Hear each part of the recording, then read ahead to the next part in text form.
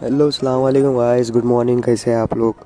तो देख सकते हो गाइस, आज मेरी बहुत तबीयत ख़राब है, लेकिन शोल्डर की एक्सरसाइज मानना है जाके। कहीं भी बोले तो शोल्डर स्किप नहीं कर सकते, तो चलते हैं जिम को फिर।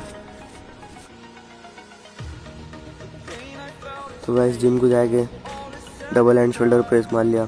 तबीयत बड़ी ख़राब हो रही है, लेकिन करना ज़रूरी है शोल्डर की एक्सरसाइज। फिर सेकेंड एक्सरसाइज ले लिया हमें शोल्डर साइड रेजेस, जिससे अपने शोल्डर का साइड अच्छा बढ़ता है।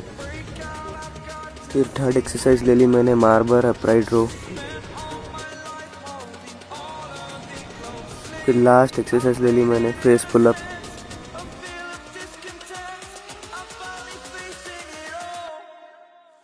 तो आप लोग देख सकते हो गाइस, लाइट करने से भी मेरे शोल्डर में कैसी कटिंग और कैसा पंप हो गया। फिर मिलते हैं नेक्स्ट वीडियो में, जब तक के लिए अल्लाह हाफिज़, दुआओं में याद।